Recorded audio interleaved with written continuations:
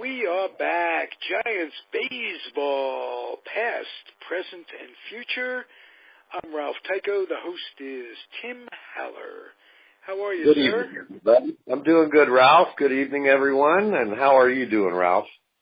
I'm doing just fine, and I know you are too, because you're planning a trip up here to the northern part of California. Let's clarify. I'm up in Alameda, right across the bay from San Francisco. Timmy is in Palm Beach, where I've never told Timmy this. I've always dreamt of what life would be like in Palm Springs. I go down there, even in the heat of summer, I can appreciate it for what it is. It's absolutely beautiful. The desert is incredible. Peaceful It's feeling quite down stunning, yeah. It's pretty stunning, actually. And yeah. the more time I spend down here, the more I like it. It kind of grows on you, because initially it's a shock. You know, everything is brown for the most part, with the exception of the humanistic side of things, where they've brought in boatloads of palm trees and other green vegetation to kind of get people to be a little more acclimated to the area. But over a period of time, you really begin to appreciate things like the sunrises and the sunsets, the colors of the sky, the cloud patterns.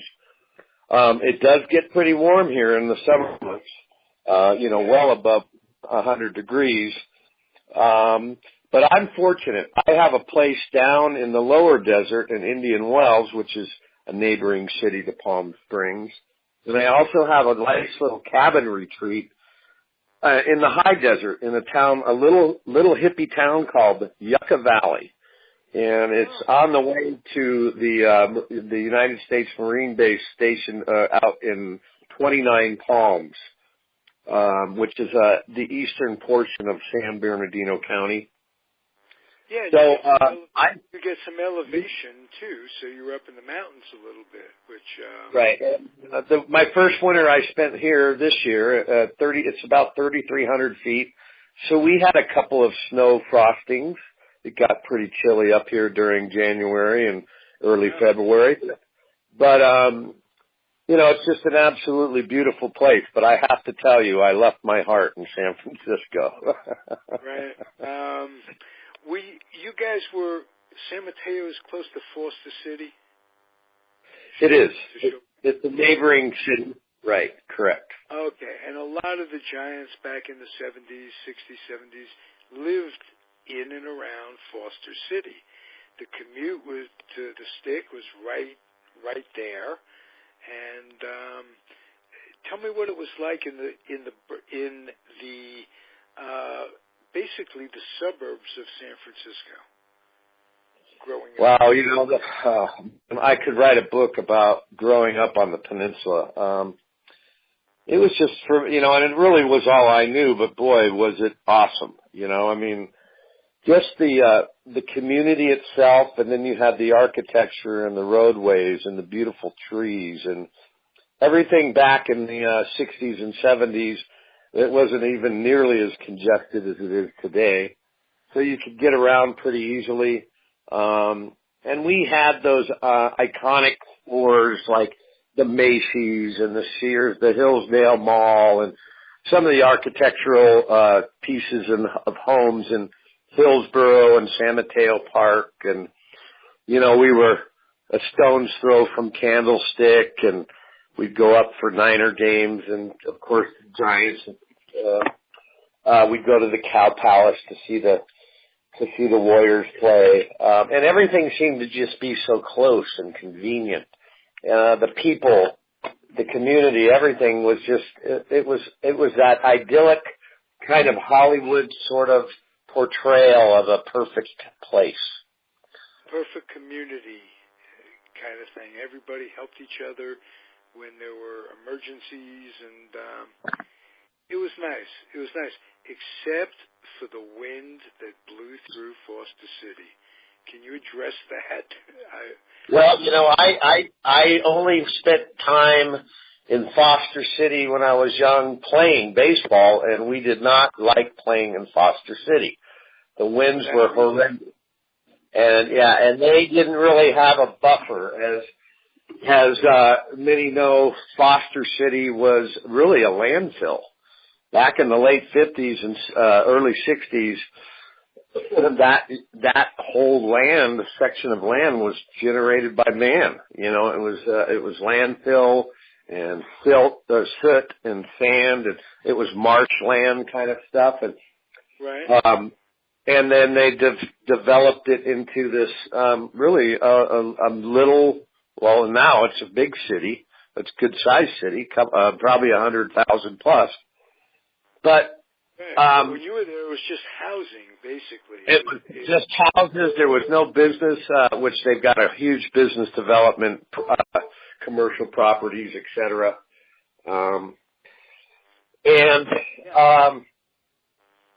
It was windy. There was nothing there to, block the wind. And boy, man, we would have some wicked games out there. Hats would fly all over the place. Pop-ups would end up, whoever knew where the heck that ball would land. It would start in left field and end up over by second base. So, it was pretty crazy, but at the same time, when you're young, you don't really care. I mean, who cares about that stuff? You're out playing ball, Out playing ball in the dirt and the sun and the grass. How bad exactly. could it be? Right. Even on a bad day when you lose, you played. It was a game. When did that change? When did it did you see it as a business in high school when you were thinking, I'm going to be a prospect? When did it change in your mind, or did it ever? Was it primarily a game even when you went professional? Well, in the back of my mind, I think it was about when I was a sophomore in high school. 16 years old or so, I think, is really when it started to become something that I could realistically shoot for. And I was competitive. I was a little bit better than a lot of the guys. I played in a summer league. My 16-year-old year, I played down with minor leaguers down in Menlo Park, Menlo Atherton. Mike Murphy actually managed the team. I'm sorry, it was a winter league when I was 16. And Mike Murphy managed it was the Giants. There was an Oakland A's team, a California Angels team, guys that were home in the wintertime, that were minor leaguers, guys that were anywhere from 19 to 24 years old. And Mike Murphy asked me if I would be his starting shortstop. And I was 16 years old. And that's really about the time that I started to use a wood bat on a more regular basis. And, you know what? I surprised myself. I mean, I was small. I was immature physically compared to some of these other guys, but I really played well, and I held my own. And I surprised myself. I think I surprised quite a few guys. Speed never slumps. If you've got speed as your long suit, you'll always do well from that standpoint. And having said that, Mike gave me the opportunity to play every day as his shortstop. He managed the club, and I think I hit about 300 that year. I can only recall making one error. We probably played about 30, 35 games that winter, and it was an incredible experience because I really got to see some really high caliber pitching and play with guys that already maybe had a year or two of minor league ball under their belt. And some of those guys. Do you remember who some of those guys were? And, I do. In fact, who was the kid, the switch hitting outfielder? He signed with Houston and he ended up with the Giants. Kevin Bass played in that league. I even think he had a cup of coffee with the Mets, as a matter of fact. And he was as much of a Met fan as I am, but I do remember him with the Giants. Anyone else that we're like 4 or 5 years younger than these guys, and that gave you the confidence to know that if they could do it, I could do it type thing. Yeah, it really did, because I think for me, for the previous year or two, I would go out and take ground balls with Johnny LeMaster and Joe Morgan and the like, Bill Madlock, and there was something innate about my confidence level, my ability to say, okay, I can play with these guys. And it was such a great experience. I mean, sure, I was young. I probably wasn't even shaving but once a week. And these guys were young, strong men paving their way to, their desires of playing Major League Baseball one day as well. Right. Nice experience. So did you and Murph talk about it over the years, talk about those days? Oh, we did. And, it's unfortunate because of the things that have happened this year, especially with the passing of Jimmy and all of that. We just don't have time to sit and chat and really share, our memories with each other as much as we'd really like to, because we've got to get back to our daily grind. I'm really looking forward to this coming week where I can spend some time with Murph and Bill Lasky's a dear friend of mine, and Vida and Gary Davenport's going to be up in town, and just to see some of the old guys. Willie Mays, of course, will probably be at the ballpark, as well as get a chance to see Willie McCovey, and it's unfortunate, but our lives change, we move, we do geographical changes, and we don't really get an opportunity to spend the time we did when we were younger. So it's special. There's an expression in baseball: "See you down the road, see you down the baseball road," and it works that way. And I'm sure you run into people that you played with and that you were associated, played with and against in your career. You run into them randomly for hither and yon from time to time. I'm sure that's the case. So you get to reunion with people on that basis. But this is a set reunion you have coming up with your high school buddies. And you're instrumental in that. So let's put the word out there a little bit. If anybody in the San Mateo area needs tickets, what are we talking about? Well, it's a little too late now. We started this drive back in January, and we've got everybody, the sales are over, they're done. Everybody's accounted for at this point. Everybody is accounted for, and those that didn't chime in, I'm sorry, we're going to miss you. It's going to be a wonderful event. And they had ample opportunity to get in. If they did, we're expecting 68 people, which isn't a bad group of, a turnout. Several of them are going to be at different functions that weekend. Many live outside of the state or even out of the country. We have a friend coming from Australia, a kid we graduated with. He's flying out from Australia who lives down there, and he's a chef down there. But, it's going to be a wonderful time. We've lost a handful of friends over the years through different disease or tragedy. And then we've got those, we're in that stage where kids are either graduating college, or getting married, or being a part of a wedding or part of a graduation. And unfortunately those parents can't attend the reunion, but they're going to be there in spirit for sure. All right. Let's talk a little bit about the current Giants and what's going on. If you don't mind, I'll lead with a former Giant who came back today with the California Angels and pitched very, very well. I think he gave up 1 run in 6 innings. Tim Lincecom had a chance to sign with the Giants, didn't want to be a relief pitcher. Was that it?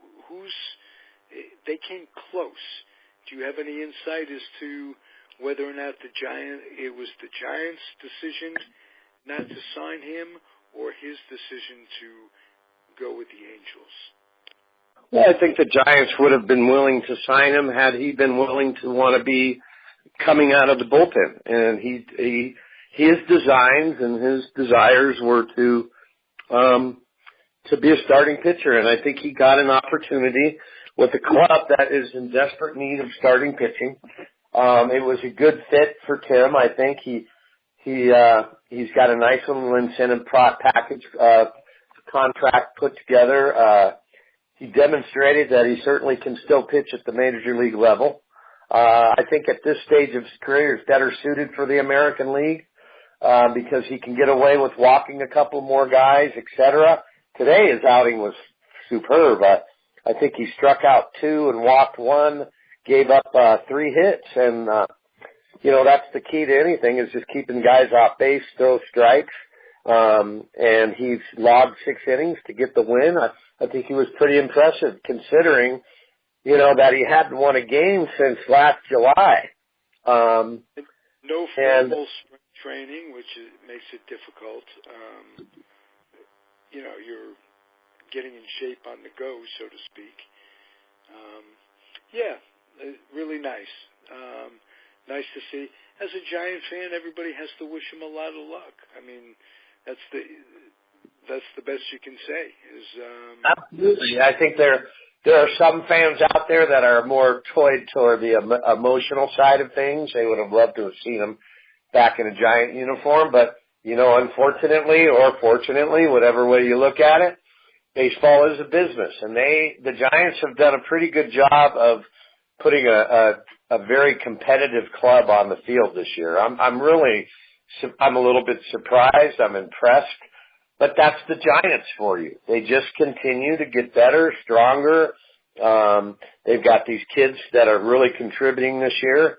Both the outfielders, Parker and Williamson, and their pitching has been pretty impressive. Filling in for Pence beautifully. They've won 7 in a row now, and I'm impressed that they did that right after losing Pence, which really could have taken some heart out of them, because he's their motor in a lot of ways. And it surprised me, but didn't shock me, given Bochy, given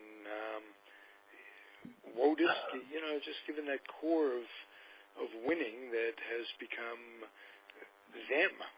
And nice to see. Yeah, they go about their business. They're so businesslike, I think, and they go about their business with this incredible internal self-confidence.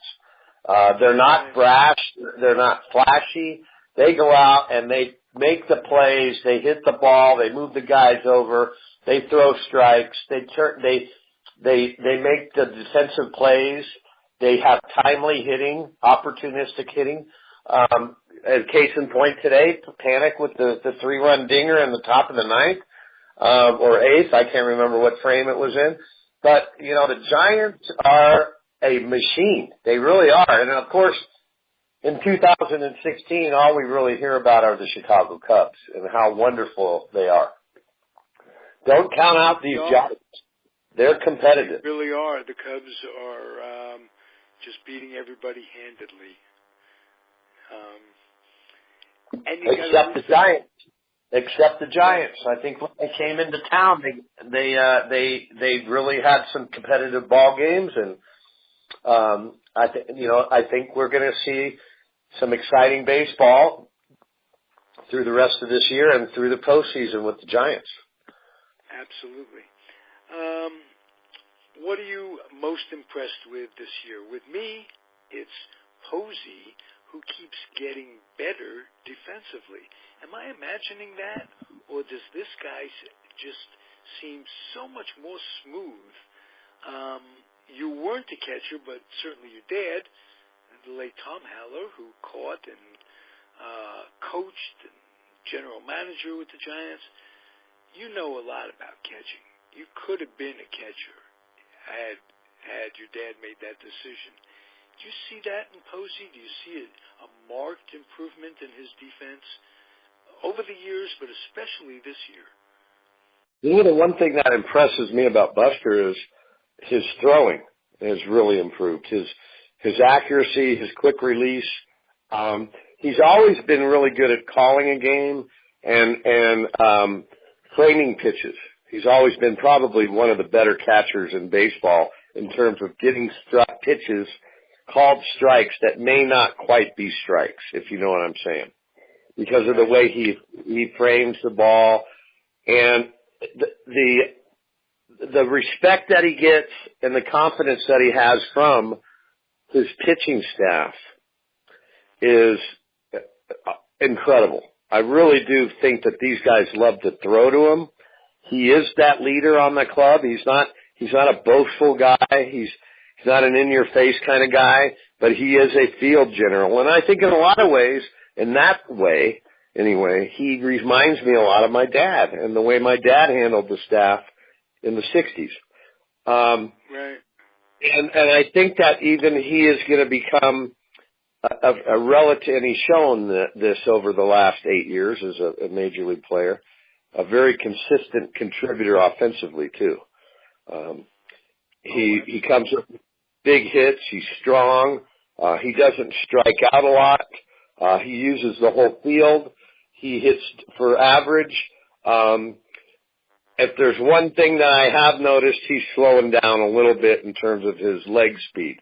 Advancing from base to base or what have you. But that's part of that's what happens when you're a catcher. Exactly. On that note, there was I can't think of his first name. Sanchez, the catcher, was released by San Diego this week, and I thought of him as maybe being a Met because they're struggling behind the plate. Their first-string catcher is hurt more than he's healthy, and the good defensive catcher that they have, Rivera, can't hit.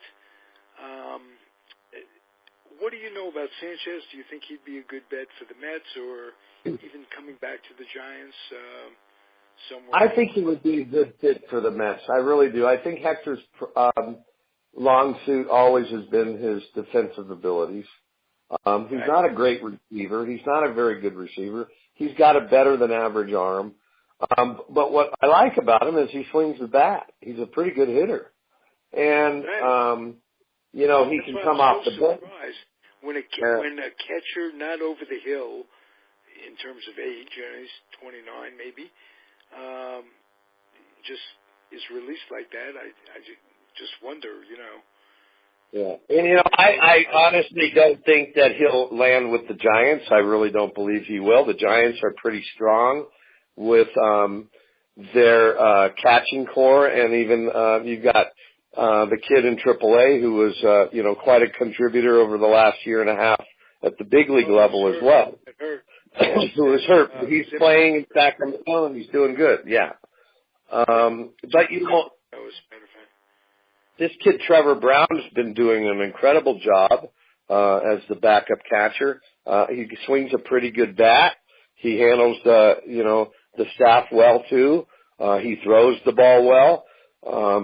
So the Giants are okay in that area. I don't see Hector coming back to the Giants. And I guess one of the things that I'm not privy to either regarding Hector is that now he's been released twice in the first couple of months of this season by two clubs, the White Sox and now the Padres. So I'm wondering, too, if there's something going on behind the scenes, if you will, with the personality situation. I know that there have been moments and times that there have been conversations regarding his weight. So I don't know if that's part of his issue or problem. I couldn't tell you. But when you get released twice in a single season, usually things aren't really rolling your way. Things aren't happening. I think he's got the ability to come off the bench and hit. I think he's a good backup catcher for a major league club, but I don't think the Giants would be entertaining that thought. At least, I in my opinion, they wouldn't. How are they feeling about Kane? Now, Kane's been back, did well, goes on the DL again with a hamstring. Hamstrings are very underrated in terms of just how serious they can affect a ball player's career, let alone the year they're playing in when they're hurt. Did you ever have a hammy? Never did, thank God. And I don't know, and that's probably because I didn't take any sort of performance-enhancing drugs, and I'm not saying that these guys do, But our whole workout regime and everything that we did was a lot different back then too. What I did was in the off season, I would do, complete dead weight less presses and deadlifts and stuff like that, just to strengthen my legs. But during the season, I didn't lift weights. I didn't do anything except run. And I probably, before a game in the minor leagues every night, I probably ran 40, 60-yard wind sprints every night before a game.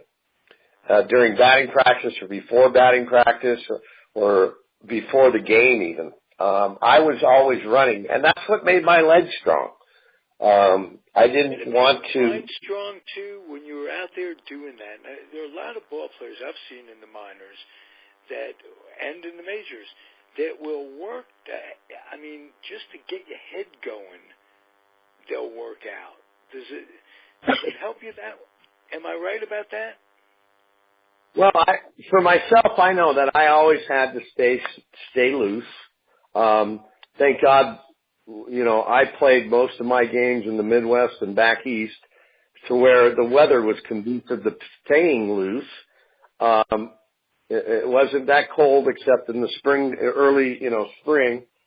So I never had a problem with pulled muscles or my problems were contusions. Getting beat up at second base on a double play or coming in sliding hard and racking a shin on a shin guard or fouling my foul balls off my feet and my ankles. It was bruises. We're getting hit by, one hop shot off my chest and knocking it down and throwing out a guy.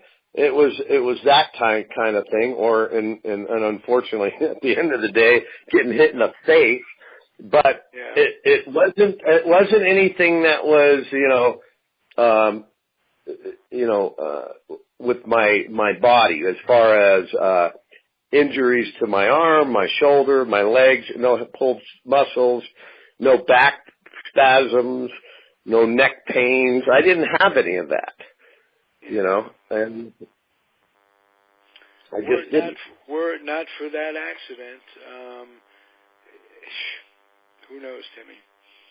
Well, yeah, if I woulda, couldn't, shoulda, and I've probably lived that out thousands of times now over the last 25 years of what ifs, but I'm pretty well settled in now and pretty well adjusted to the fact that I enjoyed the game as a fan, and I've had a very blessed and unique life. What's really nice, Timmy, is that you come back to it as a fan after the game was professional. You can come back, and you are an avid Giant fan. I mean, you live and die. I watch you on Facebook, and I respond, and it's like there's the little boy in you, and that's what baseball's about with fans. It just brings you back to when you were a little kid. It does. The colors are the same. The uniforms are the same as when you were a kid. The grass is green. The dirt is dirt. And it's a great game. You got to say. It's just. Oh, you do, and having the opportunities that I have. I mean, it was a charmed life for me. Growing up as I did, I'll tell you. And I actually think at times in my head, and I think that this is God-given, I think that I've embraced it, is that, you know what, I've been really fortunate and blessed to have experienced these things, and it almost feels like I'm in a fairy tale, and the older I get, the more I think that way, and I just thank my divine creator for giving me an opportunity to live the life that I have. I mean, and it's just really a wonderful thing. I am happy all the damn time, and it pisses everybody off. And they give me those dirty looks. And what the hell are you so happy about, Haller? Right. Well, you can say because I'm Haller. I don't know. One of my favorite expressions over the years, especially with the work that I do too, is hallelujah, and it really makes their heads twist when I do that. Absolutely. what do you see coming up for the Giants next week or so? Anything stands out? I just think that they need to continue to maintain their consistency. Hopefully stay injury free. I'm encouraged by the way they're playing now. Everybody contributes, everyone, from Pagan to Duffy to Span to Posey to Belt to Panic to Crawford and whoever's filling in right field. I think Blanco's done a great job again, as he's demonstrated over probably the last 4 years. I'm excited. Belt is becoming an all-star, if not a superstar. He is really doing the job. I like him a lot. Yeah. I like him a lot, too.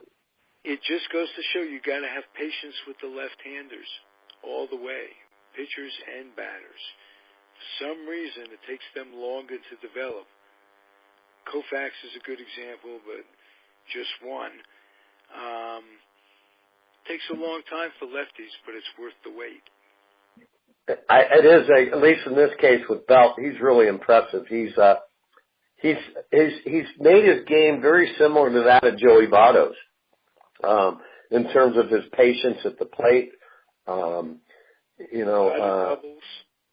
lot of doubles. These guys aren't they're third in the major leagues with third lowest with most home runs hit.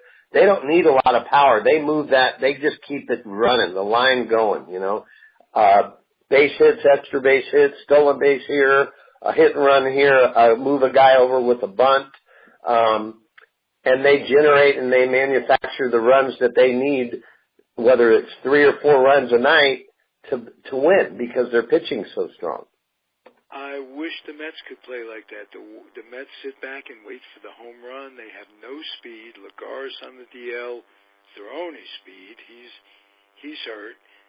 And they don't hit and run. They don't do any of that stuff. So, but they have different type of personnel. I just, the one thing about the Giants is they've developed the majority of those players, with the exception of Span, and Pagan. They've developed all those guys in their system, so they're products of the Giants minor league system, and that's exactly how they tailored it, engineered it. Right? I mean, the Mets have had to go out and fill in pieces with Cespedes. Granderson came over from Detroit. Walker's now playing second base for him. I think there's only a couple guys like Duda, and it's an unfortunate thing, but the all-star third baseman is probably in the twilight of his career because of his back ailments, etc. That Flores is the only guy that comes to mind, with the exception of the pitching, the starting pitching, is really the only guy, and Conforto, that have come out of their system. So they're all trying to play together. Because Diard, or what I can never pronounce it. Darno, right. Darno. I don't know what Duda, I think Duda is another one of their minor league guys. But, yeah, they just don't seem to have that chemistry or that kind of thing. I don't know if Cespedes is your epitomizes that team type of person. He's a little flashy. He gets a little bit lazy at times. He relies on look at the numbers he's putting up. Look at the numbers he put up last year. He won a Gold Glove in Detroit. He's in a foreign country. They got him going from center to left. They always have, which is very bad for a guy's defense. He is a little flashy. He's this, that, and the other thing. But he loves New York. He wants the Mets to sign his compadre from Cuba, a third baseman whose name escapes me, who's a free agent, and Alderson is kicking the tires on him. So it's going to be interesting, and it's interesting that the Mets and the Giants are both doing comparatively well at the same time. That doesn't happen over the years very often. So, Okay, so let me ask you this. What is the Mets record right now? 36 and tie game today, I think it's 36 and 31. Okay, and the Giants are 43 and 26. So I would have to say that they're not that competitive, Ralph. I would have to say that I don't think that they compare. You know, I think that the Mets are a little bit below that performance level right now. I do. They can't right this minute, I agree with you. But over the next 5 years, with the Mets pitching staff, unless they find a way of messing it up or fate takes a hand, small envelope, keeping guys together, I think they ought to be dominant. I really do. Well, you would think with that the you would. injuries, right now they have 4 guys out. The catcher, White is out. Mm-hmm. Dude is out. Who else is out? Lagares is out on the DL. So that's 4 guys that would start. Catch me at the end of the year. We may have a gentleman bet coming up when the Mets and the Giants play. Well, let's just hope that the Nationals don't continue to widen that gap because they've got a heck of a club too. And it's funny, I root for Dusty. I'm such a fanatical Met fan, and I can't root against Dusty. The guy's all class. He is. He's a great guy, and I know those guys love playing for him. You know, I really do. Right. So, and good memories of the Giants. I think he might have taken the ball in the 9th inning a little early against the Angels. You can make a case for that at this point. I'm not. You're not going to hear any argument from me. I'm still cussing him out for that move. Right. You know, that was. I really am. I can remember the reaction in the Angel dugout, and I've been an Angel apologist for a long time, so it's difficult for me in that one. The Angels had never won, and the Giants left me when I was 11. I was an 11-year-old kid when they moved out here. So it was difficult for that World Series. But Dusty's all class. I think it's going to come down to the Mets and Pittsburgh for the wild card. I could be wrong. But I'd like to meet up with the Giants along the way this year, and we'll have a friendly little chat about that one. I would love to do that. I really would. I know that the Mets, historically given the Giants some fits at times. I do like Pittsburgh as well. You know, that National League Central Division with the Cubs separating themselves so far from the rest of the pack, the Pirates are a very strong second-place club. The Cardinals aren't what they have been over the last few years, and I'm seeing that more and more. The last couple of games they've had with the Texas Rangers, who have maintained their strength in the West American League West, have lost a couple of games. They're very good. They beat the Cardinals in the top of the 9th. You know, they scored the winning run in the top of the 9th tonight. Came back from a 3-0 deficit, I believe, and they won that game 4-3. The Cardinals just don't seem to have that. Whatever it was they've had over the last couple of years. So I don't think they're going to be involved in any postseason play. But you know what? We're at June the 18th. We've got a lot of baseball left. Anything can happen. Anything can happen. And the Cardinals historically are always good. They find a way. So I wouldn't be counting them out all that soon. We'll say this in talking about giant Met memories that brought to mind our conversation tonight. I went to a doubleheader in the mid-'70s. I think it was 76. Could be wrong. One game, Kingman is fooled by a pitch. He's with the Mets and hits a one-handed home run to the center field bleachers. I mean, absolutely fooled, and does that. In the next game, Halicki pitches a no-hitter against the Mets. So that was quite a doubleheader, and that was my Ralph Sig Tyko memory of the day. Memory I think that coming up for my memory of the day. I was talking to somebody about that. Everything on the radio, every game I hear, pitching change made by Speedy Auto Change. When it's time to get your oil changed, get your pitching changed at the same time. Drives me crazy, go nuts to listen to a ball game. It's almost a parody of itself, where everything has the seventh inning stretch is brought to you by, hey, maybe it's brought to you because I got to stand up. It's been 7 innings. That's what it's brought to you by. Not brought to you by some company. It's commercialism is really taking its toll, as is the instant replay. We have to talk about that sometime. I think it's great to get the call back, to get the call right, but it really does interfere with the flow of the game. And I want to hear, what do you feel about that? Oh, I know we've talked about it before. I think it's exactly what, that like you said, get the call right. But now it's gotten to the point where they're taking so long. Right. Maybe get some good technology and improve it. They're working on it, and yes, we both agree getting the call right is perfect. And right, and I've witnessed it maybe only a couple of times where I think they got the call wrong even with the replay.